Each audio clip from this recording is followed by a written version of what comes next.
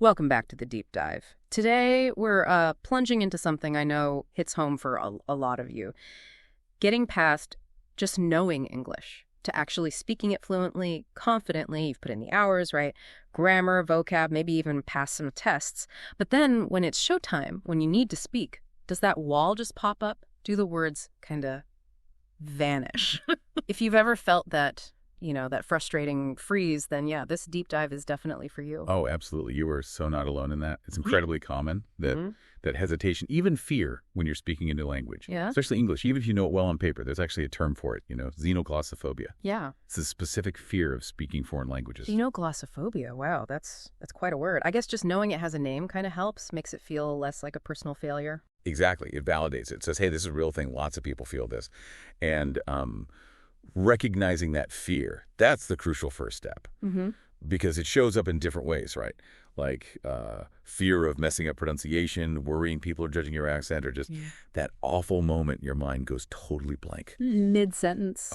The blank. That is just the worst. I still remember this one time I was in London trying to order food, and the word fork, poof, gone.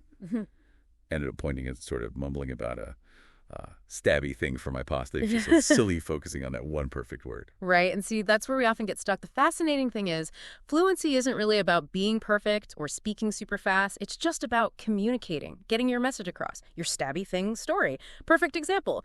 You still communicated, right? Maybe unconventionally, but they understood you. That's success. That's a great point. It's like watching kids learn to walk. They fall down constantly, but they don't stop. They're not judging every stumble. So, okay, if we accept mistakes are just part of it, how do we actually start embracing them instead of letting them, paralyze us? Well, it's more than just being okay with them. Think of every mistake as data. Seriously. Neurolinguistic research backs this up.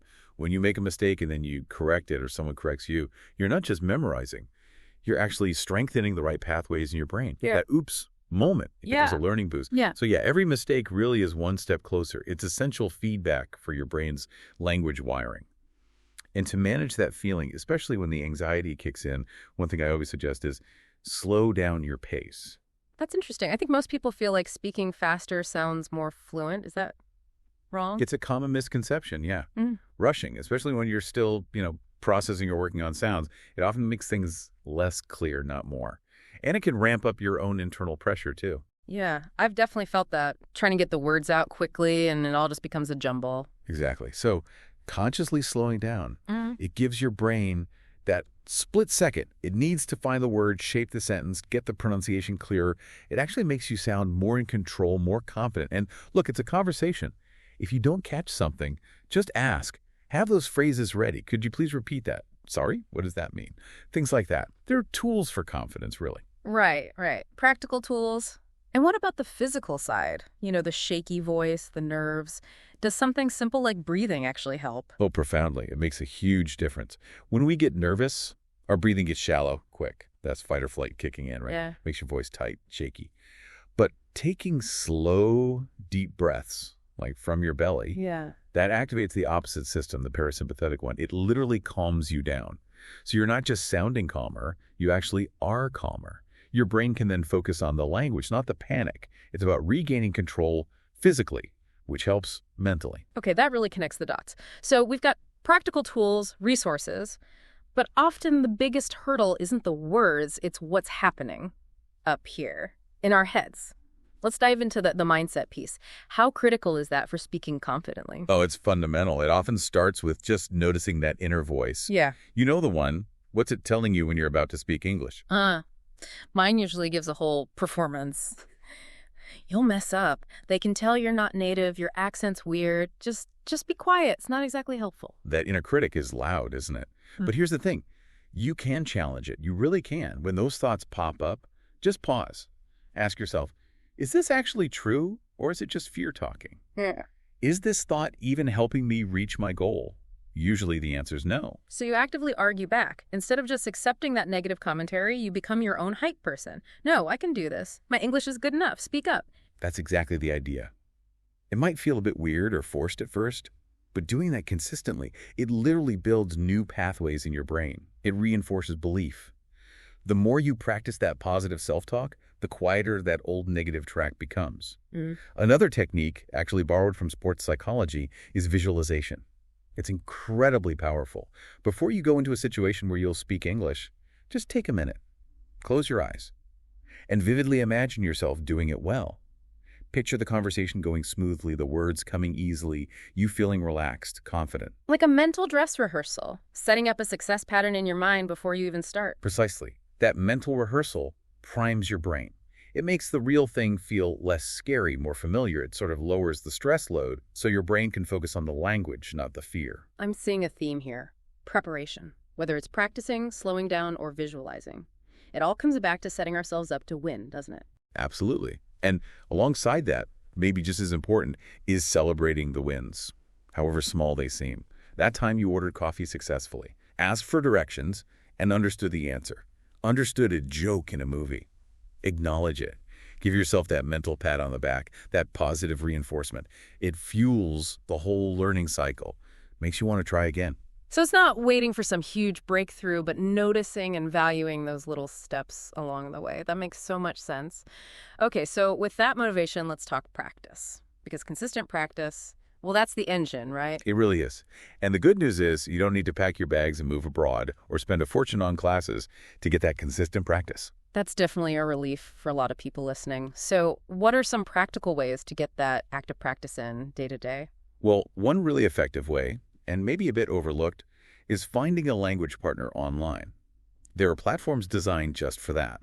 They connect you with someone who wants to learn your language while you practice English with them. Oh, like a language exchange? That's Yeah. brilliant. A total win-win. You get real conversation practice, low pressure, and you might even make a friend. Exactly. It makes practice authentic, Yeah. human. Another great one. Sounds simple, but it works.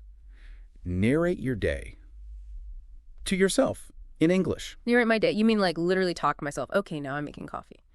My family might think I've lost it. Chuckles. Maybe keep it internal if you're worried. Mm-hmm. But yeah, seriously, it's a fantastic way to practice thinking in English. You start to automatically reach for the English words for things.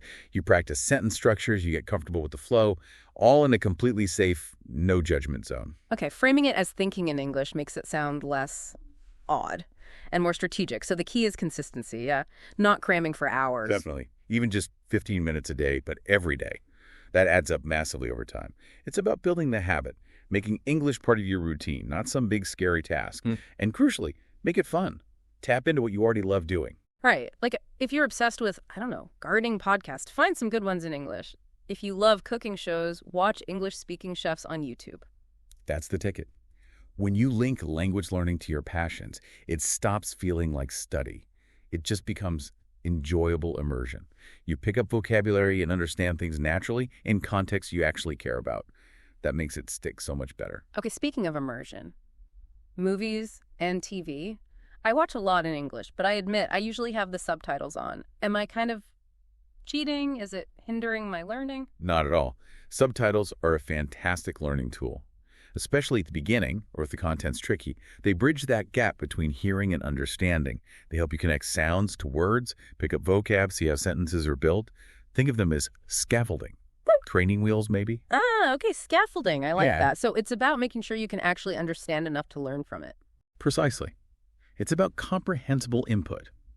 As you get better, you can challenge yourself. Try English subtitles instead of your native language. Or turn them off for a few minutes, see how you do. Then turn them back on. It's a gradual process. And this idea ties perfectly into something else that's, well, it's a total game changer, really. The practice of actively thinking in English.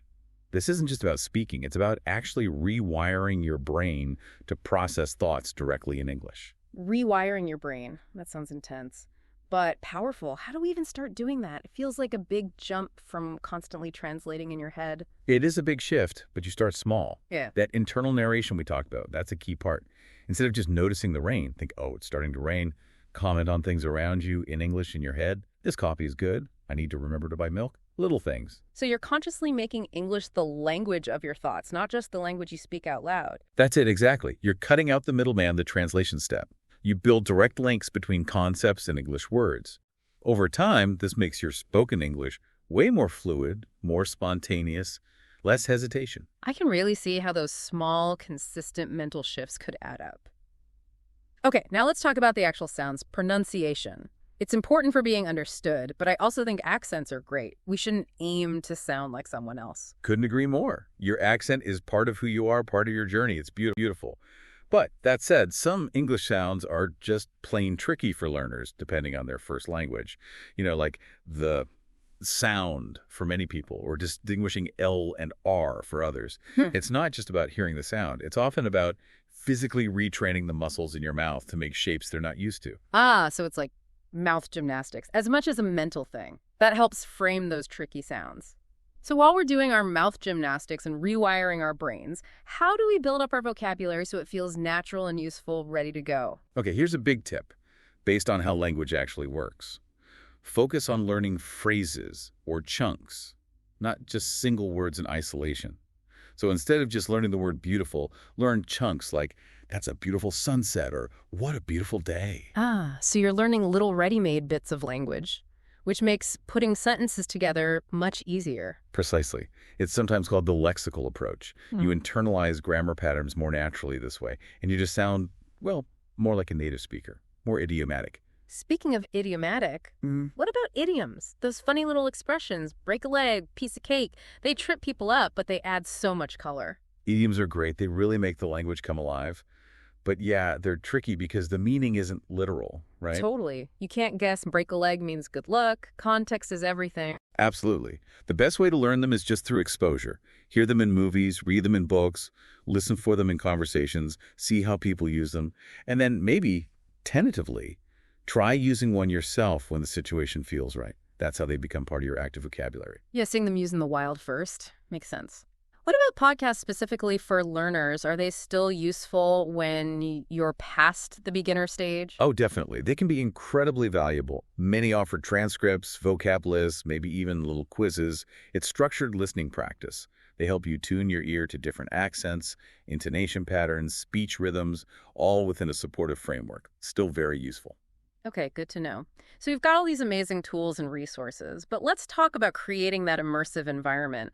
What if you can't just pack up and move to London or New York? Can you still immerse yourself at home? Oh, 100%. It just takes a bit more intention.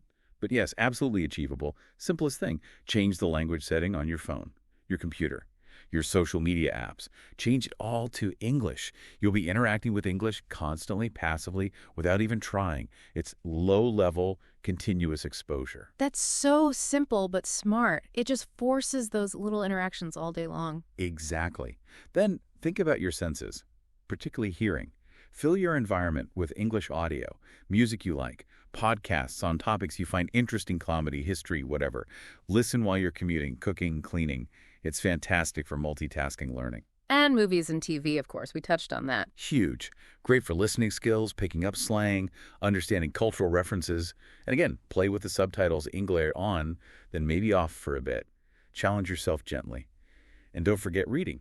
Right. Reading builds vocabulary, reinforces grammar. What kind of reading is best? Anything, really. Novels, short stories, they're immersive. Nonfiction on topics you like. News websites, blogs to see how current language is used. It all helps expose you to different styles and structures. Okay, so that covers passive immersion. But what about actually speaking? Especially if you're not surrounded by native speakers. That's where you need to be a bit proactive. Look for English conversation groups. Lots exist online now, or maybe locally in community centers or libraries. They're usually very supportive spaces because everyone's there to learn.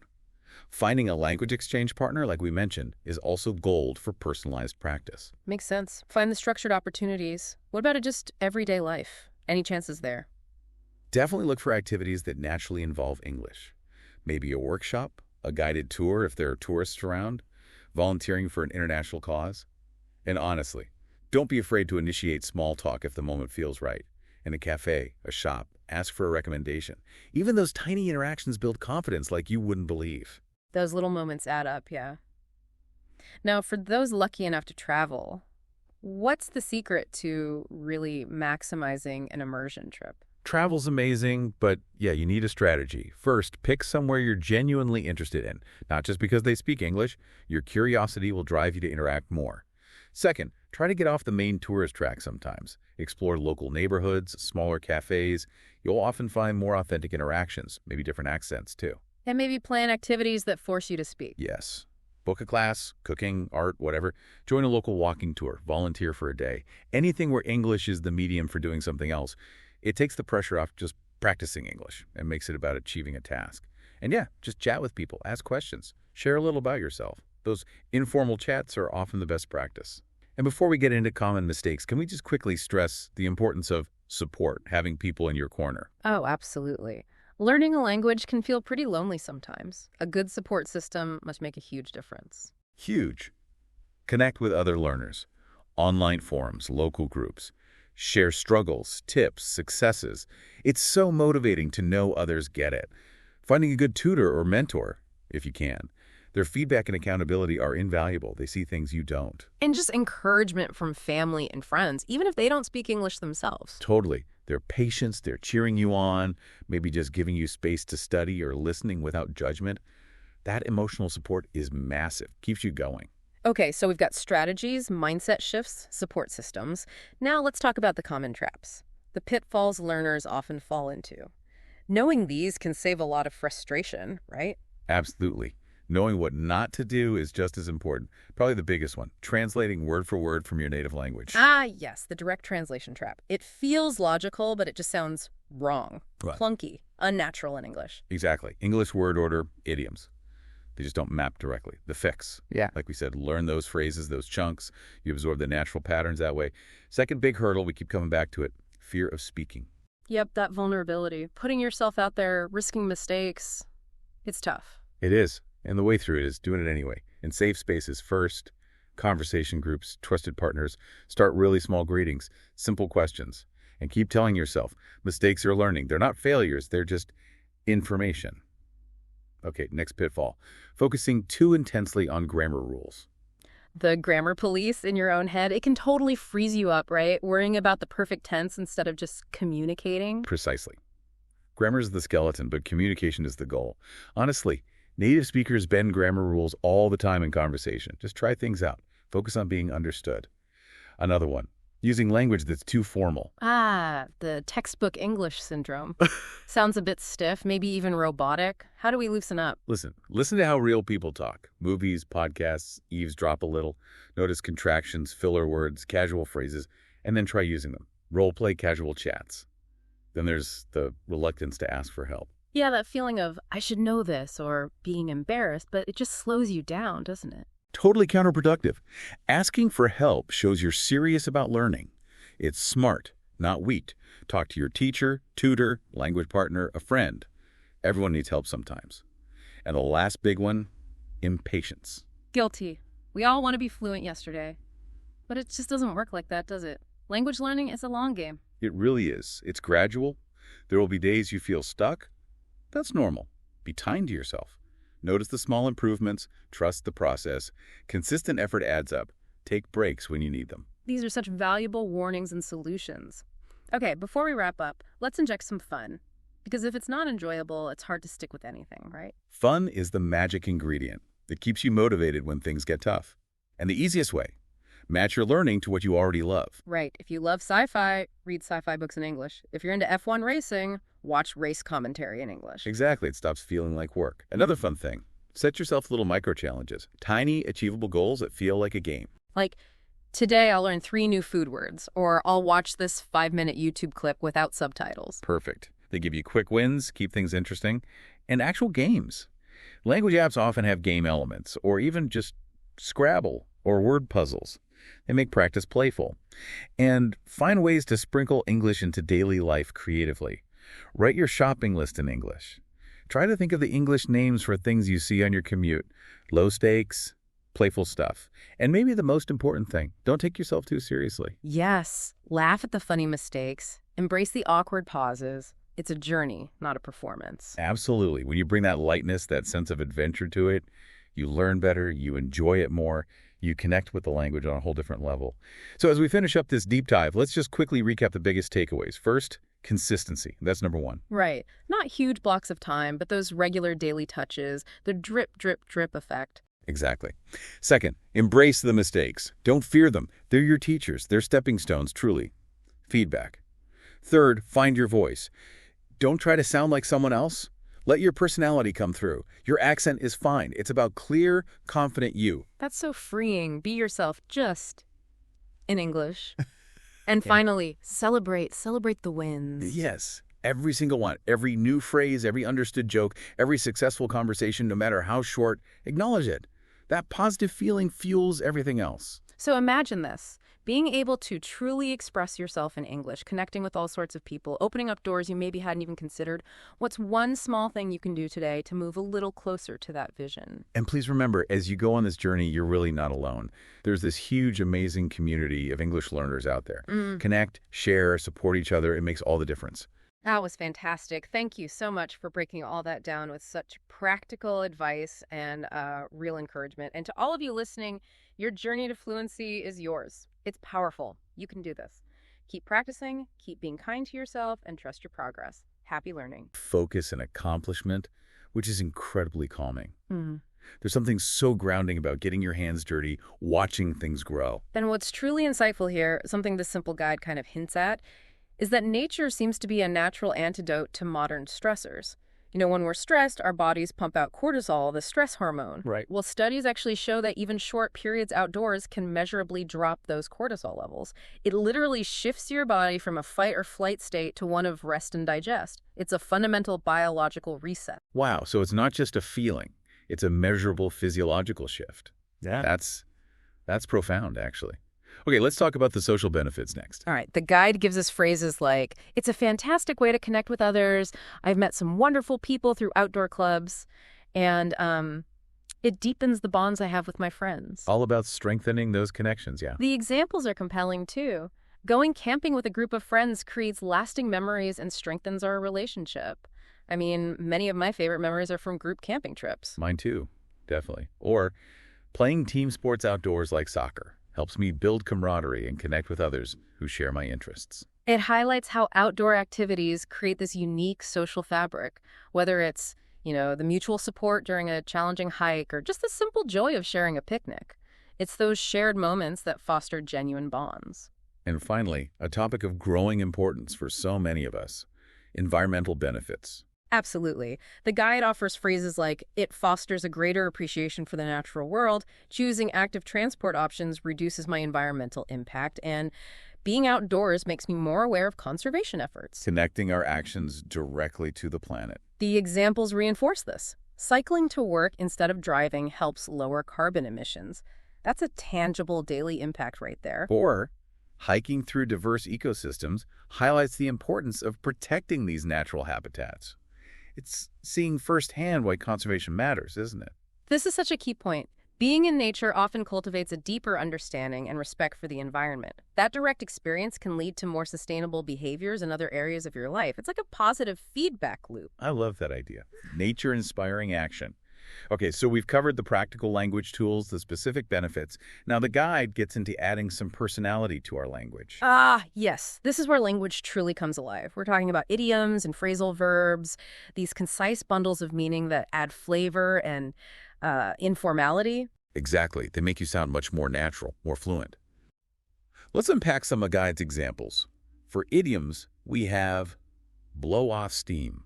Meaning to release pent-up energy or stress. Right. After a demanding day at work, I often go for a jog to blow off steam. Very relatable. Then there's in the fresh air. Simply means outdoors. I always feel more invigorated when I spend time in the fresh air. Simple, but effective. And a classic, recharge your batteries. To restore your energy. A weekend camping trip in the mountains really helps me recharge my batteries. These idioms are just shortcuts to common experiences, really. And phrasal verbs are just as valuable. What does the guide highlight there? We have workout, meaning exercise. I try to work out by cycling several times a week. Pretty standard. Then wind down, meaning to relax. Gardening in the evening helps me wind down before bed. I like that one. And catch up, meaning to spend time and converse with someone. We often catch up with friends over a picnic in the park. These phrasal verbs are so ingrained in everyday English. They really are. Incorporating them into your vocabulary can significantly enhance your fluency. It's like adding those finishing touches to your linguistic toolkit. It just makes your language sound more natural, more like a conversation with a friend.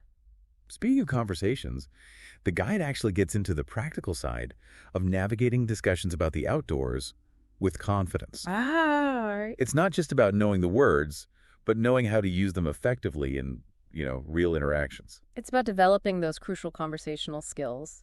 And the guide wisely breaks it down into starting, maintaining, and gracefully ending discussions. For starting, it suggests open-ended questions like, do you enjoy spending time outdoors? Yeah. Simple but effective, gets the ball rolling. Or sharing your own opinion first. I find hiking to be incredibly rewarding, and then inviting others to share. What are some of your favorite outdoor activities? These are all gentle invitations to talk, aren't they? Definitely. And for keeping the conversation going, the guide emphasizes active listening, adding your own details, asking follow-up questions. It's about engagement, not just passive listening. Right, like agreeing. I totally agree. Being close to nature is so calming.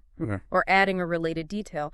And I find it's also a great way to discover local wildlife. And crucially, asking that follow-up, have you explored any new trails recently? You're showing genuine interest and keeping that conversational ball in play. It's truly like a tennis match, isn't it? Where you're hitting the ball back and forth, building on each other's points. And let's not forget the art of ending a conversation gracefully. You don't want it to just fizzle out. Indeed. The guide suggests summarizing main points. So it sounds like we both find a lot of value in spending time outdoors. Kind of bringing it all together. Or suggesting a future interaction. Maybe we could plan a hike together sometime. I like that one, planting a seed for next time. And of course, using polite closing remarks like, it's been great chatting about this. Simple courtesy. These are all practical strategies for concluding a conversation positively, leaving a good impression and showing you were fully present.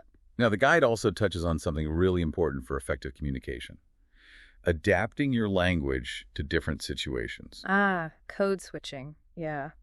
Because how you speak to your best friend is fundamentally different from how you'd address, say, a professional audience. Totally different. The level of formality profoundly influences your word choice, your sentence structure, even your tone. Exactly.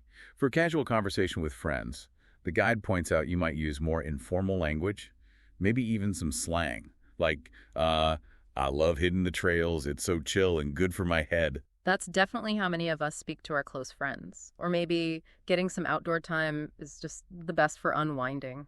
Very relaxed. But then, in a more formal setting, say you're giving a presentation, you'd use much clearer, more precise language. No slang. More professional and deliberate, yeah. For instance, engaging in outdoor recreational activities offers significant benefit for both physical and mental health. The tone shifts, the sentences become more structured. And when it comes to writing, like an essay, the guide suggests using connecting words and phrases for flow. Firstly, furthermore, moreover, for instance. And you'd provide much more detailed explanations, maybe evidence. Like, studies have indicated that exposure to natural light can positively influence our circadian rhythms. It's about being academic and evidence-based. Understanding these different registers of language is just crucial for effective communication. It's about knowing your audience and tailoring your language appropriately. It's like being a linguistic chameleon, isn't it? Yeah. Adapting. Okay, the guide also addresses some common challenges anyone might face, not just language learners. Oh yes, the practical hurdles. One common challenge is simply forgetting a word. Happens to the best of us. And the guide wisely suggests using more general terms as a fallback. So if you can't remember hiking, you could say that activity, Yeah. Where you walk in the forest for enjoyment. Right, you're still getting the meaning across, even if it's not the perfect vocabulary. Another potential hurdle is pronunciation. Yeah, some words can be tricky. The guide specifically mentions hiking and relaxed as words some people might struggle with. And it recommends listening to native speakers to get the pronunciation right. Yeah. A pretty fundamental tip. And then importantly, there's the issue of confidence. The guide encourages starting small, perhaps by simply talking to yourself about your outdoor experiences first. Practice in a low-stakes environment, right? And just remember that making mistakes is a natural part of the learning process. Even native speakers mispronounce words or stumble sometimes. It happens. Absolutely. The key is to keep practicing and not let the fear of imperfection hold you back. And finally, the guide delves into some fascinating cultural nuances. It points out that different English-speaking cultures might value or talk about outdoor activity differently. That's a brilliant insight. It notes that in some cultures, there might be a strong emphasis on physical achievement, we conquered that mountain. Very goal-oriented, yeah. But then in others, the focus might be more on the peaceful, restorative aspects. A gentle stroll in the countryside can be quite therapeutic. Being aware of these potential differences is key to truly connecting with people from diverse backgrounds. It's all about understanding and respect, really. And the guide wisely cautions against making generalizations. Just because you love something doesn't mean everyone else does. Exactly. So instead of assuming everyone loves the beach, it's far better to ask open questions like, do you enjoy spending time by the sea? It's more inclusive and shows respect for individual preferences. These cultural insights really highlight how deeply language and culture are intertwined. You really can't separate them. And understanding those nuances makes your communication more effective and sensitive, especially across cultural boundaries. It acts like a bridge, in a way. So to wrap up our deep dive today, it's time to metaphorically come back inside. Yeah. We started with this seemingly simple English language guide, which at first seemed maybe a little unexpected. Yeah. But it provided us with a truly comprehensive look at the multifaceted benefits of being outdoors for our bodies, our minds, and our social lives. It truly did. And as the guide so effectively highlights, having the vocabulary and the confidence to talk about those benefits, it not only enriches your own experiences, allowing you to really appreciate them more. You can internalize them more deeply that way. Exactly. Yeah. But it also empowers you to connect with other people who share that passion, helping you to find your tribe, so to speak. So for you, our listener, we'll leave you with this thought to mull over. How can you weave even small moments of outdoor time into your daily routine? And what positive effects could even those small shifts have on your life? It really makes you think about the cumulative power, doesn't it? It does. And maybe, just maybe, inspired by our conversation today, you might reach out to someone and just start a conversation about your favorite way to experience nature. Sharing that passion could spark something really wonderful. Thank you for joining us on this deep dive. It's been a real pleasure exploring this with you.